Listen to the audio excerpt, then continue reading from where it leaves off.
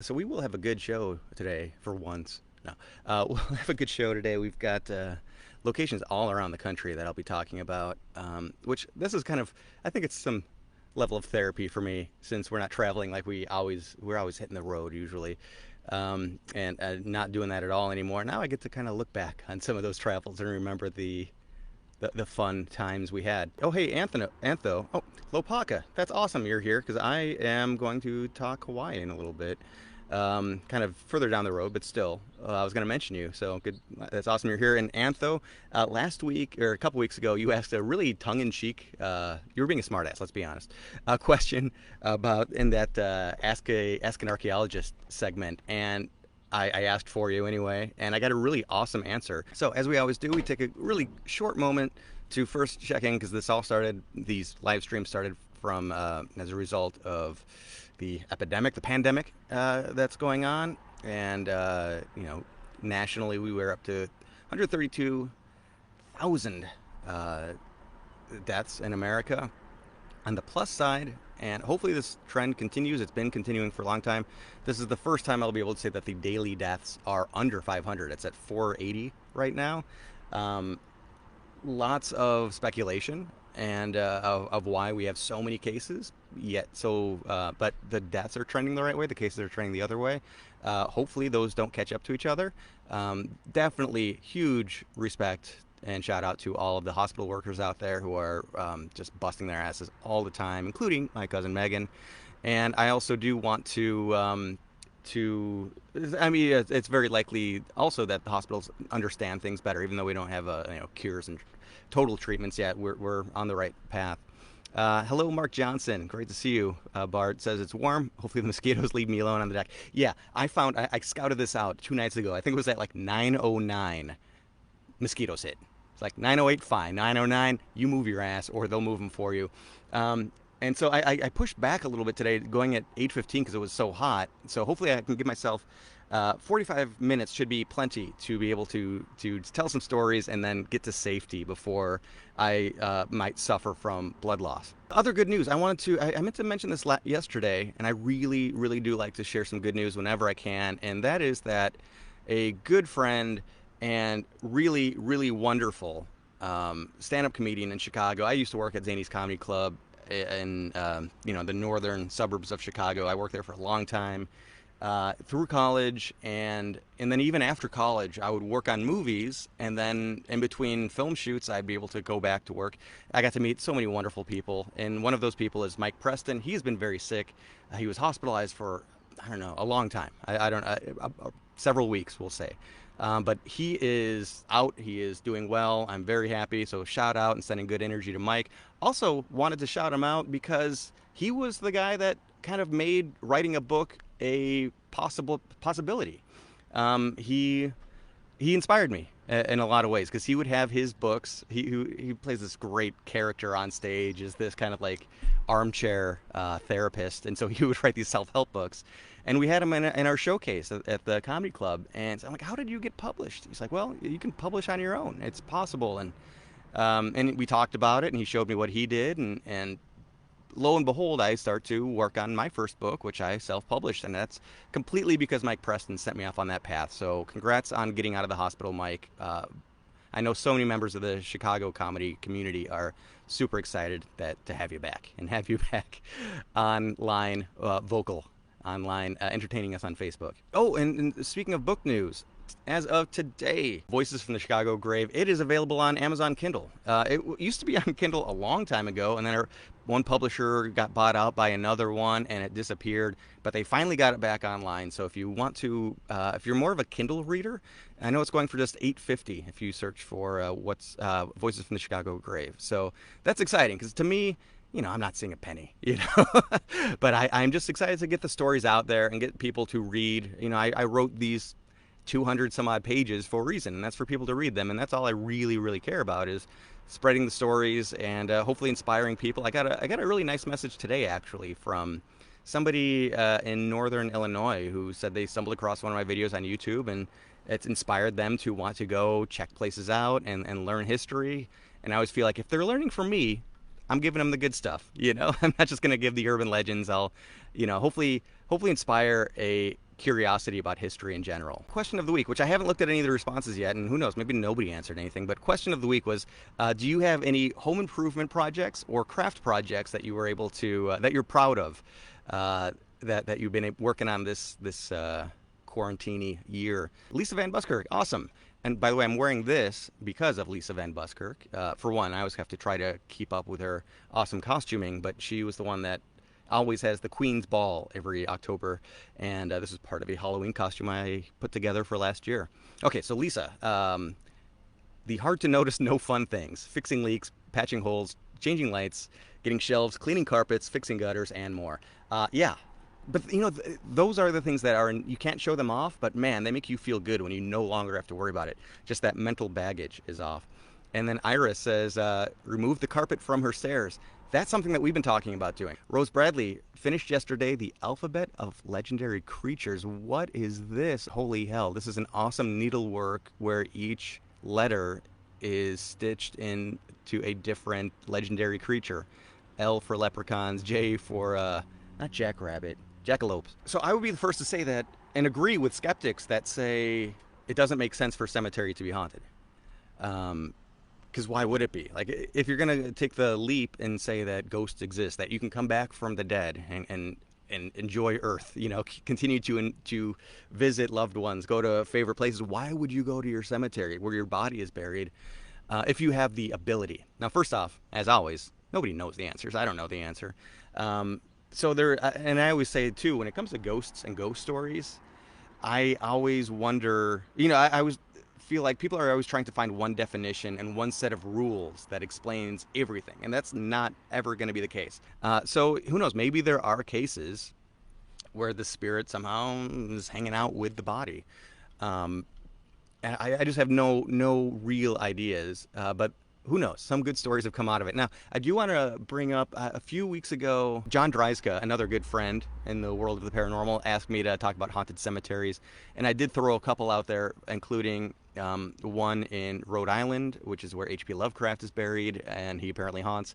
And also I talked about a site down near Centralia, Illinois, called Horseman Cemetery. And that is still... I'm not going to tell the stories again because it was already I already talked about it a couple weeks ago, and it's on YouTube with B-roll, so you can actually see the cemetery for yourself. But that is one that, if I had my druthers, if I was able to like just camp out at a place for a week and do an in-depth investigation, that would be the place, because it has cryptids, it's got UFO sightings, it's got angry ghosts and all sorts of crazy stuff. Just kind of throwing that out there if you want additional viewing after this. But I will start out at a place that I went to, I don't know how many times, but Hollywood Forever Cemetery. Now, if you are watching a movie that takes place at a cemetery, and it was a movie shot in LA, you are seeing Hollywood Forever Cemetery. I mean, you see it over and over again, like The Player, that awesome Tim Robbins movie that was shot there. But for me, I always jumped to LA Story with Rick Moranis, the grave digger, talking with Steve Martin. That's Hollywood Forever Cemetery. And yeah, Mark Johnson mentions that cemeteries do tend to be peaceful and pretty. And absolutely true. And society is a little different now. Maybe it's because we've got more places to go. We've got more ways to entertain ourselves.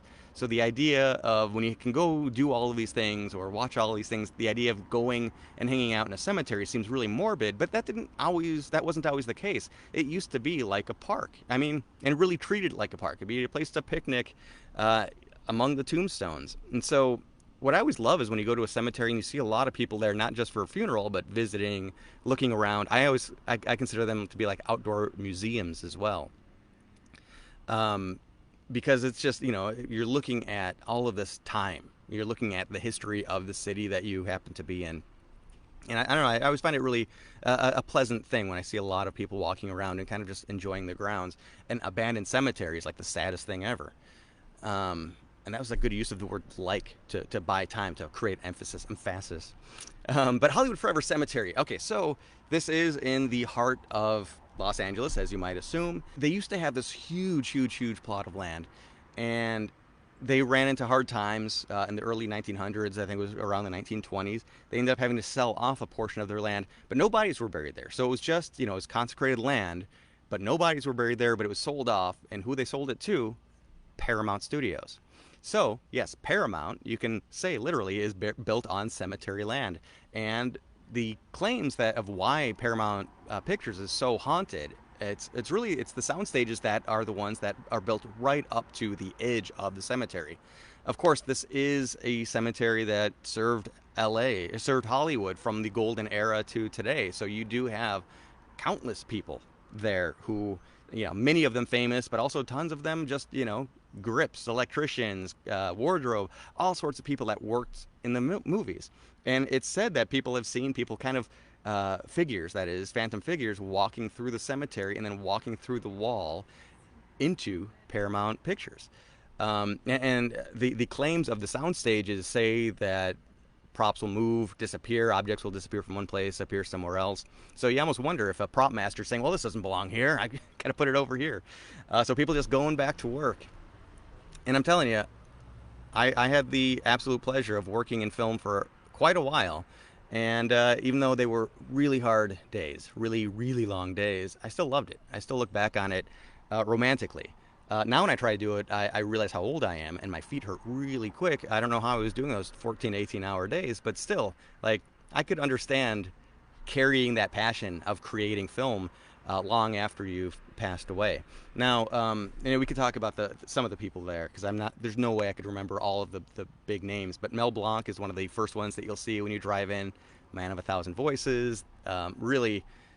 Bugs Bunny is maybe the highlight, the headliner, but really all of these Looney Tunes characters, he was the first person to be behind. Estelle Getty is buried there. Griffith J. Griffith, he was a bizarre case.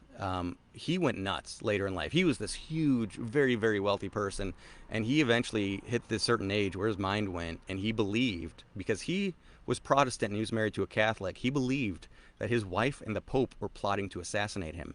So he struck first, and he shot his wife. She survived. She was maimed. I think she went blind from the injury.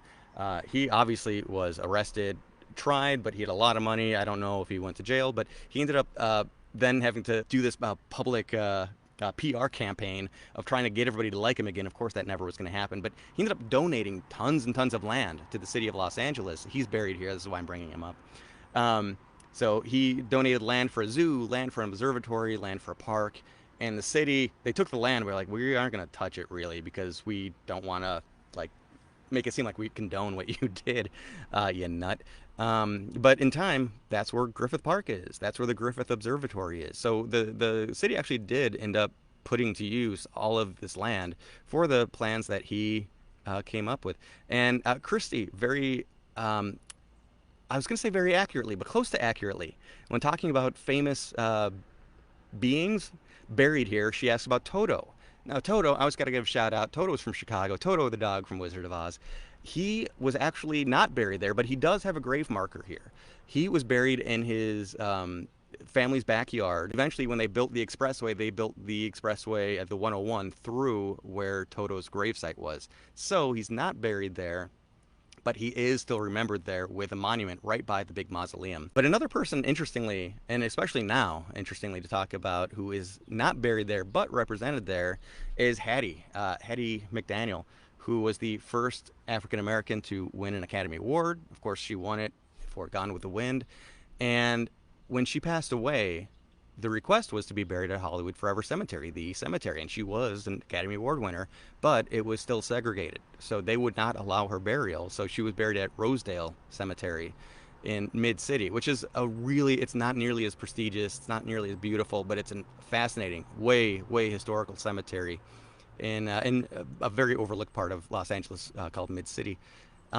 Eventually, new owners took over, and they reached out to the family and said, hey, would you we obviously are not going to continue this tradition. We would invite you to have Hattie buried here where she wanted to be. And the family said, screw that. She is at rest where she is now. Rudolph Valentino.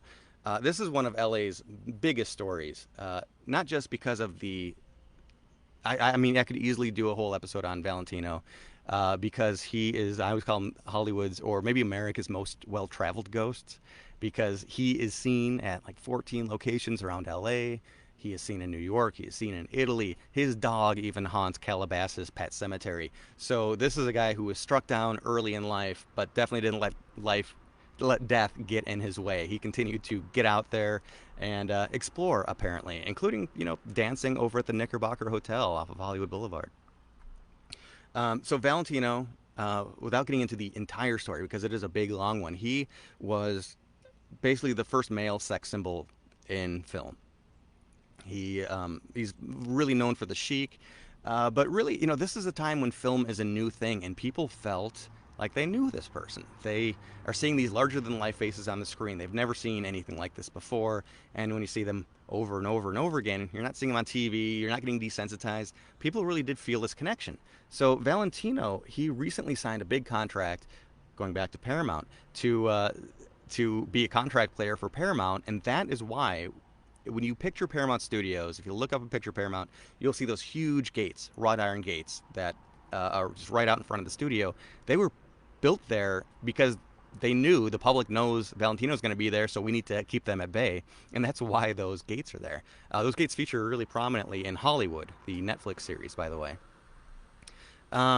So he ends up getting struck with a stomach infection and dying.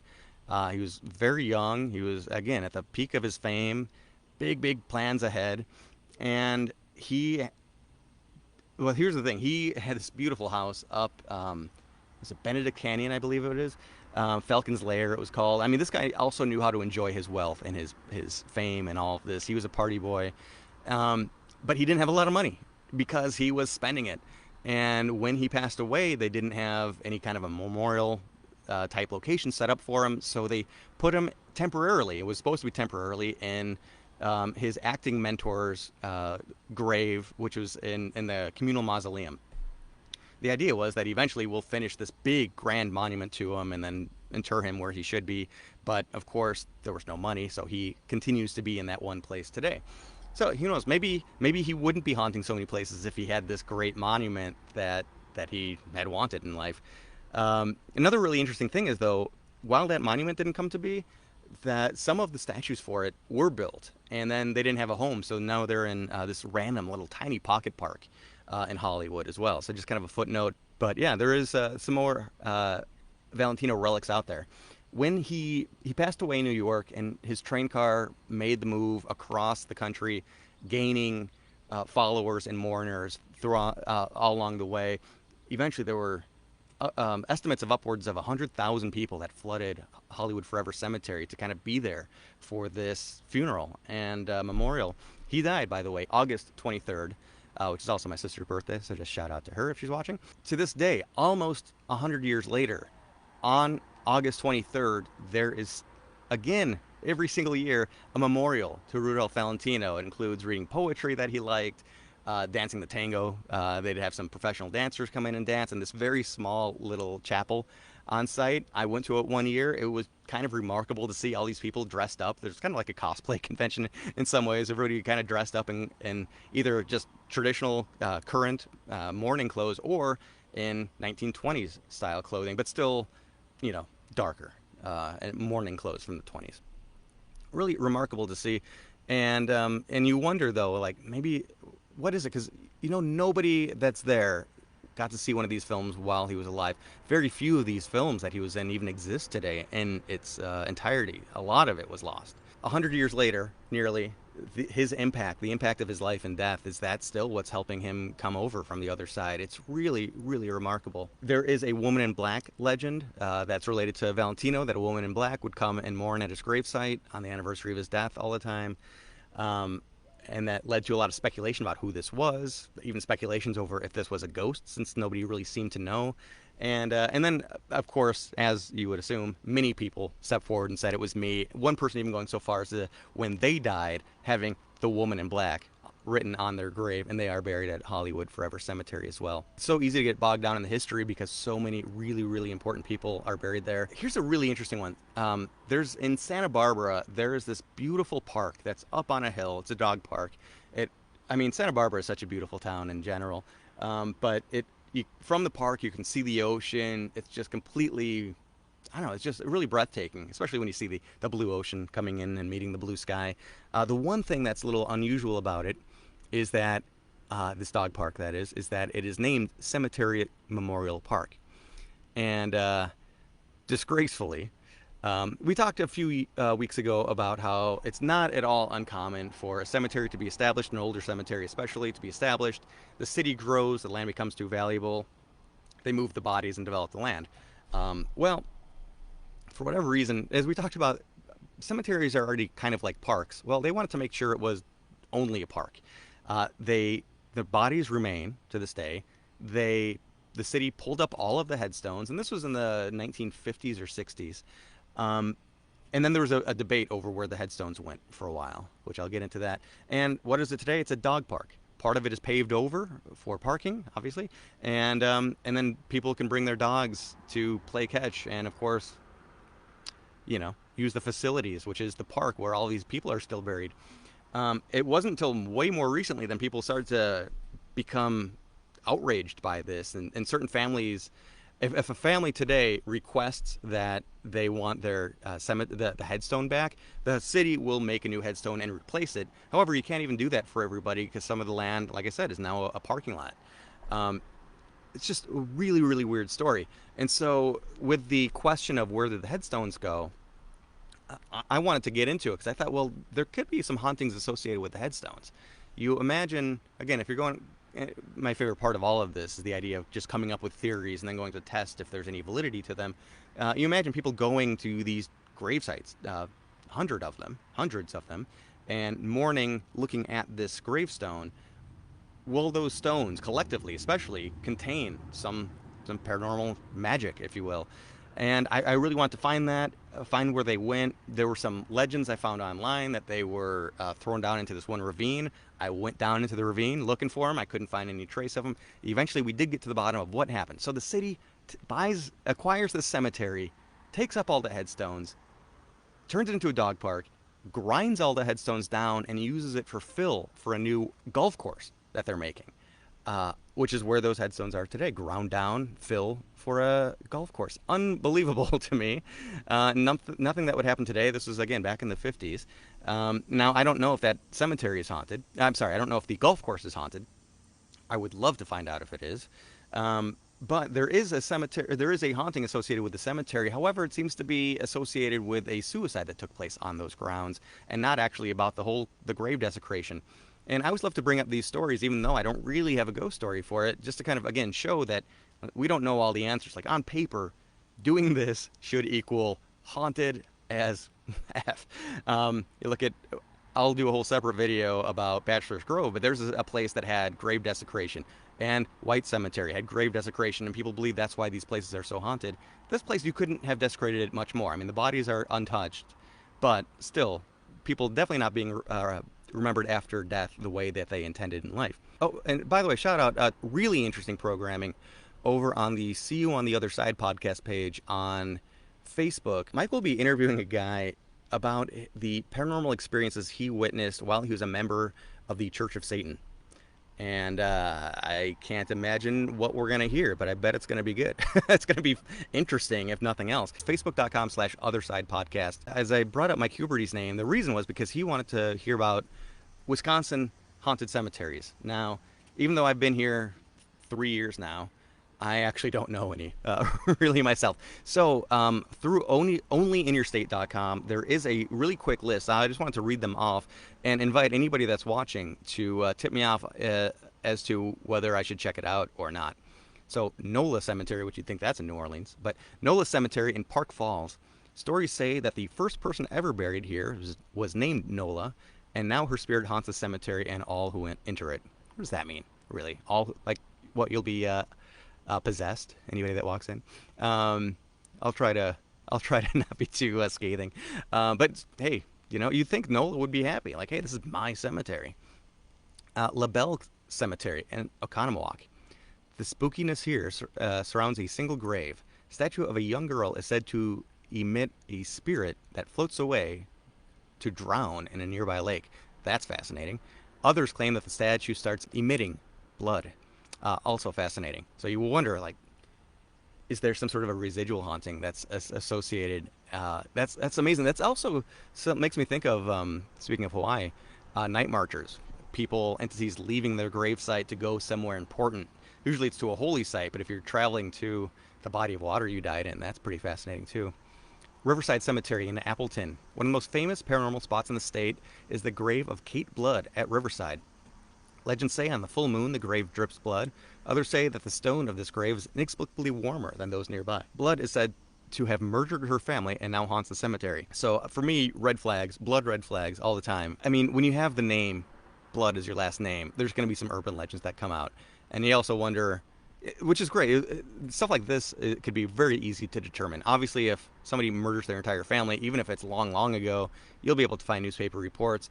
Also, with a non-contact thermometer, which is part of a good ghost hunting kit, which I have one, you could definitely verify whether or not that grave actually is warmer than others, and then you can come up with why.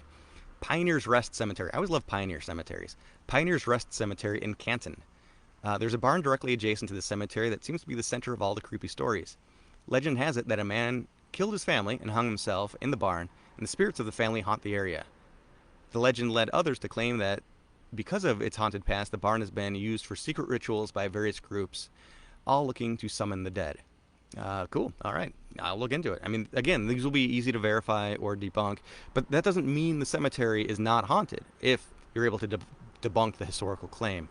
I always love these things because they might have a lot of bad information, but it could lead you to something much more interesting and much more real. Eagle Road Cemetery in Juneau. Much of the speculation of the cemetery has a religious base. Visitors have said they've seen visions of the Virgin Mary and felt inexplicable gusts of cold wind while praying.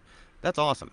Holy Sepulchre Cemetery on the south side of Chicago has some of the most amazing stories. I wish I had planned to talk about that. Maybe I'll do a whole religious experiences episode later. But one of my most profound moments that actually kind of choked me up in the moment when I was researching the book.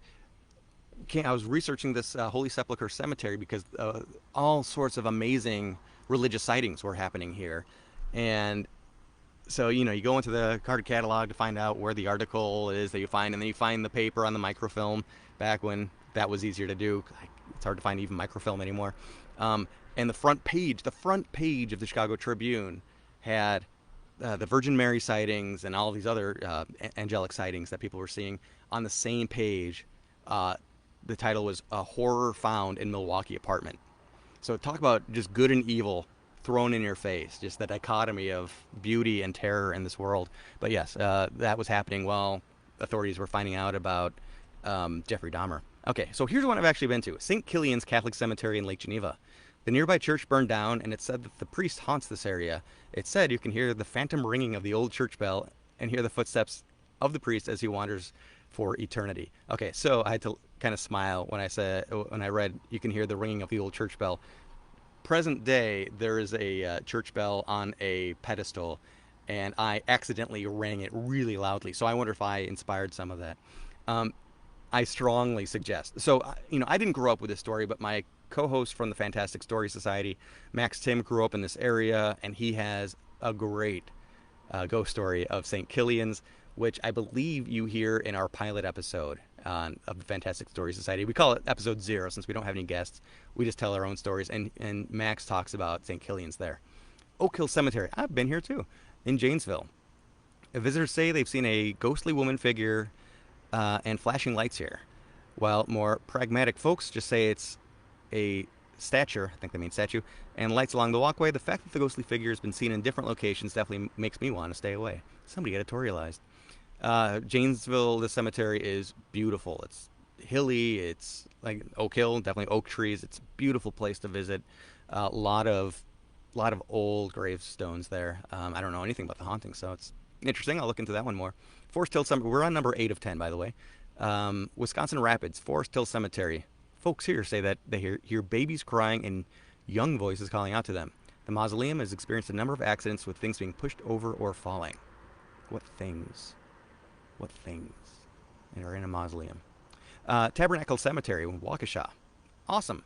Waukesha, American Ghost wants Waukesha is a tour you should take. The cemetery is so well known for its hauntings that it's no longer open to the public. What? I so want to go now. At least fly the drone over it. Visions of a ghost by the entrance as well as flashes of light seem to be example of the spookiness happening here. Okay, gotta check that out. Forest Home Cemetery, Milwaukee. I've not been here, but it's huge. I've driven past it a bunch of times on the way to Brewer games. This large cemetery in Milwaukee, large is right, it's the final resting place of many prominent Wisconsin folks. They like the word folks here. Dating back to 1850, Forest Home is located over an ancient Native American burial ground. Visitors say that they've heard all kinds of eerie experiences, and some chalk it up to having disturbed the ground, which you could definitely see that being a good trigger. There's actually 11, so this is the 11th out of 11. Glenbeulah Cemetery, Glenbeulah, which is also the name of the town. Dating back more than 200 years, the oldest graves are the source of speculation. Folks, again, say the stones are warm to the touch, again, and sometimes have a ghostly pair of shoes nearby. Legend says a man hung himself here and that it's his apparition living on. Interesting. What does ghostly shoes mean? Just like shoes show up and people don't know where they came from, or shoes are there and then they vanish when people try to clear them away? I have no idea. Punchbowl Cemetery in Oahu. It's one of the most beautiful places, even if I wasn't a weirdo that liked ghost stories and all that. And actually, I didn't even know this place had a ghost story associated with it. This is a place where I would always bring people back when I lived in Hawaii. It is the national cemetery, so it is a military cemetery today. But it's called Punchbowl Cemetery because it's in the hollowed out crater of a 100,000-year-old volcano. First burial was an unnamed or unknown casualty during the attack on Pearl Harbor, which is, pretty close to there. I mean, not more than 10 miles for sure. Properly known as National Memorial Cemetery of the Pacific. I know that there are over 13,000 burials there from World War II alone, and it's housed many, many other casualties of different wars. Again, you're at the top of an old volcano, so you're some 500 feet, I think it's technically 461 feet higher than Honolulu, so you get to look into the city. It's really got beautiful, beautiful views. The flower and plant life there is really beautiful. This is the type of a place that you think, like, this is why people should go to cemeteries, just to enjoy them like they're a park. There's the Lady Columbia is the huge statue, and behind her there is this enormous arch that has all of these mosaics that are with such detail. They map out all of these different battles of the Pacific.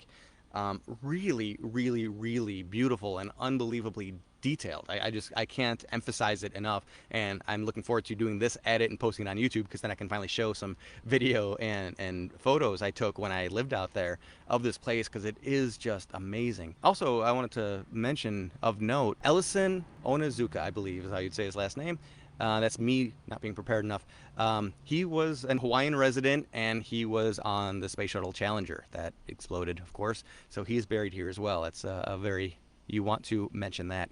Oh, Donnie Smith, do I know of any around the Madison area? I don't. I'll say it right out. I mean, I'm fairly new out here. The Madison story that I'm really excited about, that I've looked into and I visited, is known as Sanatorium Hill on the east side. I've done a YouTube video about that. I think it's a really cool place with a lot of different paranormal activity going on, and it's public ground, so you can legally be on it. So that's the Madison thing that I'm looking into a lot, but I don't really know anything about Madison area cemeteries. This is a great call to action. This is what this is all about, building a community and sharing stories. So if anybody's watching this, including you, Donnie, if you know of not just cemeteries, but any really interesting Madison locations that are haunted that I should look into, definitely let me know. I know the Club Tavern over in Middleton is another place I've visited a few times that has some pretty interesting stories. Donnie's also new to the area. Yeah, maybe we'll figure it out together. Back to Punchbowl Cemetery. So it's interesting, and I love this. Like I say, cemeteries, I consider them like big outdoor museums. And Punchbowl really takes this to heart more than a lot of other ones do, because by the main gate next to the cemetery there's an information center, and in there's a display of exhibits that includes recovered items from plane crashes and sites from all over the Pacific, Korea, and Vietnam, including helmets, rank insignia, and pilot rings and shoes, so clothing and wreckage, all that kind of stuff. Anytime you're bringing something like that to a site, you wonder if there might be some sort of a spirit attachment to that, whether it's an energy or a consciousness. Either way, I'm intrigued by that idea. You look at the Pioneer Saloon in Good Springs, Nevada, which is another great place that I was fortunate to have been able to visit and investigate at. That is very, very, very historic. But in addition to the Wild West history of it, that's where Carol Lombard died in a plane crash behind it. and some of the wreckage from that plane crash is on display within the saloon, which they do a really wonderful job. I don't want to make this sound exploitive at all, because they've got this kind of they've got a display that really honors her memory and the memory of the, I think it was 13 other people that died on this plane crash. Again, during World War II, during a USO show and tour. But you do wonder, like, is that at all connected to the hauntings that are going on at a place? So here's something I didn't know that I only learned recently. I'd heard that there were some ghost stories associated with it, and shout out to Lopaka, who runs an amazing tour out in Oahu that I was able to take a little over a year ago. He mentioned that it was haunted. I didn't really still know specifically what the stories were associated with it. And now I get to show off some of my, and I'm setting myself up for failure here, some of my Hawaiian language skills. Puo Wahaina. Puo Wahaina is the original name of it, of this area. And in ancient periods of old Hawaiian culture, it apparently was a sacrifice place, which even functioned as an altar for human sacrifice. This is where offenders of certain kapu were taken to be sacrificed. Okay, so Hawaii has a beautiful history for the most part, but it did enter this really dark, oppressive time period called kapu, K-A-P-U, which literally means, it translates to restricted. And if you have a whole way of life, of culture that is the word restricted, you can't do too much. This is a time, like this says, there was human sacrifice. All these heiaus, or temples, were built, and in each of the corners of the temples, I had heard, and I should verify this, but there were human sacrifices of slaves in each corner. I've heard up to 25 people per corner of the temples. So this was definitely a darker time in Hawaiian history, and you could definitely see why there would be unrest. So who knows? People do talk about seeing ghostly figures walking around. I could also see that being a place, any place that's really wonderful and pleasant. I could also see it being a place that people might want to, if you can get a weekend token to leave heaven and come down and explore somewhere on earth, hey, you might want to poke your head in over at Punchbowl, because it's such a beautiful area. So yeah, there's all sorts of reasons why Punchbowl would be haunted, including the positive just being that it's a really awesome place. Next week, we are going to be talking some UFO stories. We haven't done this. And by the way, this is episode number 13. So anybody that's been watching all along, I really, really appreciate it. I really try to give people something else to do other than watch politics and the news and feel bad about the fact that there's no concerts to go to or anything like this. So hopefully this is entertaining. Oh, and I see BK Cannon joined. BK was one of our actresses on Flight 29 Down, which shot in Oahu. And so yeah, next week, UFO stories. I'll be talking about Dundee, Wisconsin. Those who are in the know what I'll be talking about there. Really, really weird story out of Florida that was featured on Ancient Aliens. This is a site I was able to visit. I'll talk about some places that have some kind of UFO conspiracy connected with them in the Malibu area. And oh, and I'm going to tell a story that's not my own, but it's a secondhand story, but it's one of my favorite stories to tell. I've never seen a UFO. If anybody, this is again a good call to action. I'll throw it out there now. If anybody has any stories, I can then read them next week. But if anybody has ever seen something weird in the sky, or maybe even worse, some humanoid creatures walking around, let me know. I believe that there's life up there somewhere. I've just never seen it, and I really do want to. So, as always, check it out, youtube.com. Just look up my name, Scott Marcus, M-A-R-K-U-S. That's the best way to find me up there. And I'm really bad at self-promotion, so I should say that if anybody's enjoying these videos, put your friend's name. If you have a friend that would also enjoy this, tag them in the comments to bring their attention to them. Subscribe to the YouTube channel, ring the bell. All that kind of stuff is really helpful and shows me that there is an audience for